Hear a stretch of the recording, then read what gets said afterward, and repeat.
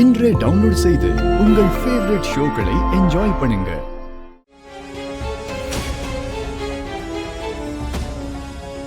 நம்ம வீட்டு பொண்ணையும் அவன் கஷ்டப்படுத்தினால, அப்ப அவங்க வீட்டு பொண்ணு மட்டும் இங்க சந்தோஷமா வாழலாமா? உன் பொண்டாட்டிய முதல்ல இந்த வீட்டை விட்டு வெளியே அனுப்பு.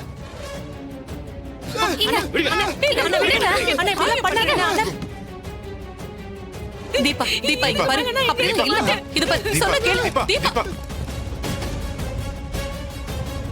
அக்கா. ஆமா, என்ன பண்ணிட்டு இருக்க? சமைச்சிட்டு தாண்டா இருக்கேன். என்னாச்சு? அப்படியா? நல்லா சமைச்சு எல்லாருக்கும் பரிமாறிட்டு நீயும் நல்லா சாப்பிட்டுட்டு வீட்டெல்லாம் பெருக்கி சுத்தம் பண்ணிட்டு அப்படியே இந்த வீட்லயே ஒரு வேலைக்காரி மாதிரி ஒரு ஓரமா இருந்துரு. என்னடா ஏன் இப்படி எல்லாம் பேசுற? நீ பண்றது அப்படிதானே இருக்கு. இதுவோ உன் வீடு? சொல்லுக்கா, இதுவோ உன் வீடு? நான் தாலி கட்டிட்டன்ற ஒரே காரணத்துக்காக இவ்வளோ பிரச்சனைக்கு அப்புறமும் துளசி இந்த வீட்டுக்கு வந்திருக்கா. இன்னைக்கு இந்த வீட்டுல துளசிக்கு எவ்வளோ பிரச்சனைகள் நடக்குது, அவங்களை யாரெல்லாம் கஷ்டப்படுத்துறாங்கன்னு உனக்கு தெரியும் தானே? அது எல்லாத்தையும் மீறி துளசி இங்க இருக்காங்கன்னா அதுக்கு என்ன அர்த்தம்? அவங்க இந்த வீட்டை தான் வீடா நினைக்கிறாங்க. அப்போ உனக்கு எதுக்கா வீடு? உன்னை மதிச்சுதானே அத்தை மாமா உன்னை கூப்பிட வந்தாங்க. நீ போயிருக்கணும்ல. டேய், ரொம்ப பேசாதடா. நான் இங்க இருக்கிறதுக்கு காரணமே நீதான். உன்னால தானே என்ன அந்த வீட்ல இருந்து துரத்தி அனுப்பிட்டாங்க. அக்கா, பழசெல்லாம் பேசாதக்கா. அப்ப இருந்த சூழ்நிலை வேற, இப்ப இருக்க சூழ்நிலை வேற. அப்ப இருந்த கோவத்துல அப்படி நடந்துக்கிட்டாங்க. நீயும் வந்துட்ட.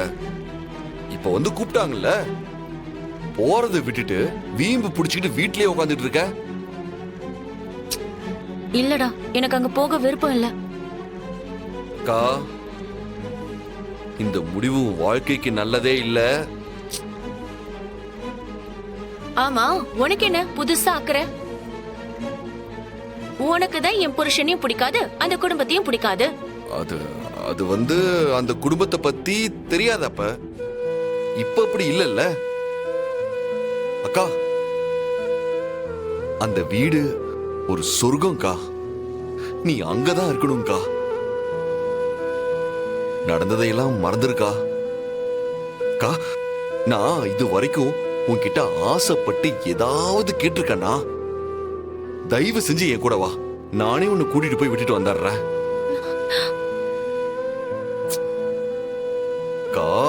அப்பா அம்மா அண்ணன் தம்பின்னு எல்லாருமே உன் கூட இருப்போன்னு சொல்லுவோம்க்கா.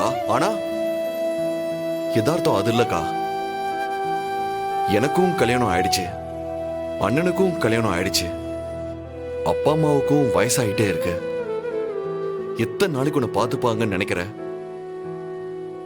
என்னைக்குமே ஒரு ஆம்பளைக்கு பொண்டாட்டியும் ஒரு பொம்பளைக்கு புருஷன் தான் நிரந்தரமே.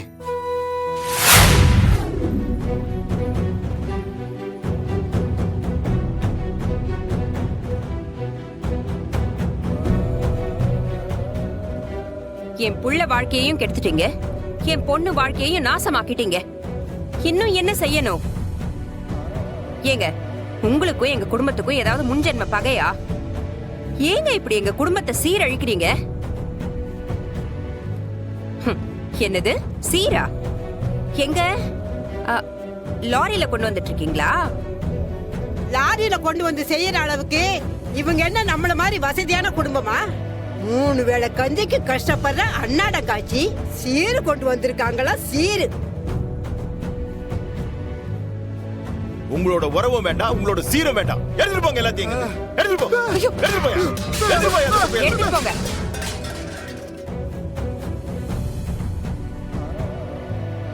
இப்படி அவமானப்படுத்திருக்காங்க. கேக்குறதுக்கே ரொம்ப கஷ்டமா இருக்கு. உங்களே இப்படி பேசுறாங்கன்னா துளசியை இப்படி எல்லாம் பேசியிருப்பாங்க. இதுக்கு தான் நான் அப்பவே சொன்னேன் போவேன் நான். கேட்டிங்களா?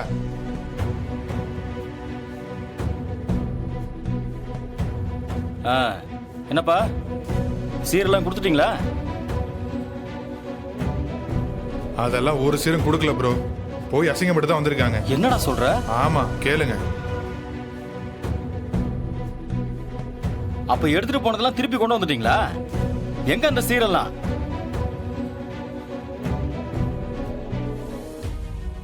ஆ? டேய், உன்னதான்டா கேக்குறேன், எங்க அந்த சீரெல்லாம்?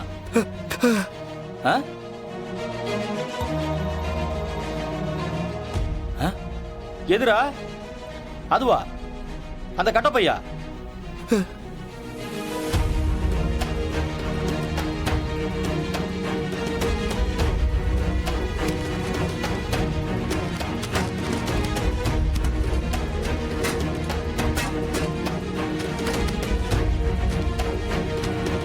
டேய்,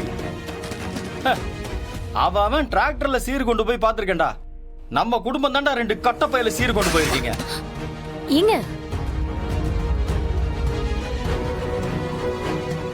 அவங்க எவ்வளவு பெரிய ஆளுங்க, எப்பேற்பட்ட குடும்பம். நீங்க இப்படி கட்டப்பையில சீரை கொண்டு போய் நீட்டினா அவங்க டென்ஷன் ஆக மாட்டாங்களா? அதான் காரி துப்பி அனுப்பியிருக்காங்க.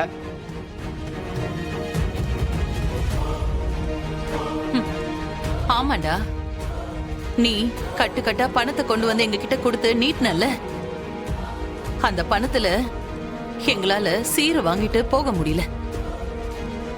இங்க பாருங்க, என்ன குத்தம் காட்டி பேசுறத விடுங்க. உங்க பொண்ணுக்கு சீர் செய்ய நீங்க தானே முன்னாடி போனீங்க. நானா போய் செய்ய சொன்னேன்?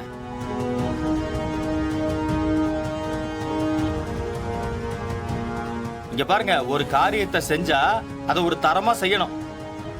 இல்லனா இப்படிதான் அவமானப்பட்டு நிக்கணும்.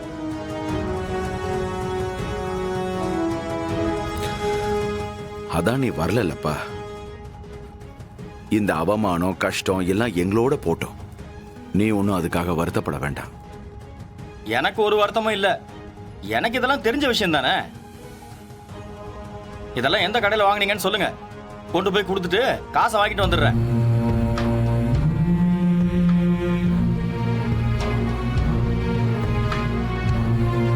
உங்க பணமா இருந்தாலும் என் பணமா இருந்தாலும் வீணா போயிடக்கூடாதுல்ல. டேய் ரகு, இங்க வாடா. எதுக்கு? பக்கத்துல கூப்பிட்டு அடிக்கிறதுக்கா? டேய், கொஞ்சமாவது உனக்கு இங்கிதான் இருக்காடா? அவங்க எந்த நிலைமையில வந்து உட்கார்ந்து இருக்காங்க, நீ என்னடா பேசிட்டு இருக்க?